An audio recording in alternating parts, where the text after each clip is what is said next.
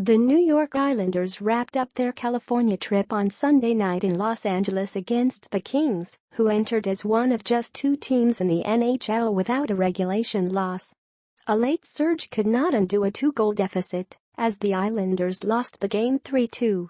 Josh Bailey and Casey Cizikas were your goal scorers. First period. Both teams were on the second of a back-to-back and it showed. The first period was pretty lackadaisical across the board. Adam Pelech took the game's first penalty 9 minutes into the game on a ticky-tack boarding call. The Kings failed to score on the man-up opportunity.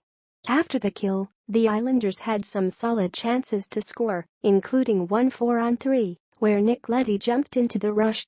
John Tavares had the puck on his stick between the circles for a wrister, but was unable to score. Hans Kopitar, a former Selke winner, is really good at hockey. At one end, he made a special defensive play on a stick-check takeaway, and at the other end he threw a puck to the net, where it deflected into the net off the stick of Pelech with 7:16 left to play in the first period. 1-0, Kings. Jaroslav Halak looked pretty good throughout the game, including a flurry of stops at the 3:20 mark in the period, culminating in a Jake Muzzin one-time blast that he stoned cold. Raise your hands if you had Scott Mayfield making the deke of the game. Put your hands down, liars. With 80 seconds left in the period, the 25-year-old defenseman trotted past a Kings forward on a filthy toe drag, marched in on goal, and failed to score. What a shame. Second period. Doug Weight must have fired the team up during the first intermission, or he didn't, but the assumption that he did makes for easy sports writing rhetoric, because the Islanders came out like a bat out of hell in the second period. They had better zone time and visibly had better energy.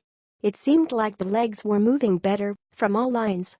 They were going to the dirty areas, cycling the puck, and playing good hockey.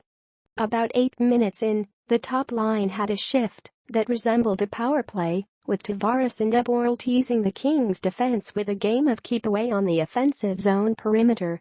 This surge gave way to a second-line attack that finally scored a goal. Matt Barzal had a beautiful one-time chance from the left face-off dot that was snuffed out by Darcy Kuemper. Pelech threw in a dart from the blue line that was turned aside. Then seconds later Andrew Ladd put a deflection on net and alas, in a scrum in front, Josh Bailey took a wrister, the Isles' fourth shot on goal in 23 seconds, that scored. Barzal registered an assist for his NHL point. Here's to many more. The beginning of the second period, by my eye test, was the very best the Islanders have looked all season. It was absolute relentless pressure. Then Thomas Hickey took a penalty, a whistle for holding an opponent's stick, to give the Kings a power play. Once there, Jake Muzzin uncorked a wrister from the right wing to give the home team a 2-1 lead. The Islanders earned a power play late in the third period on a Jeff Carter slash. The man advantage stalled, then New York returned the favor on a 2-mini-men call, which wrapped over through the intermission.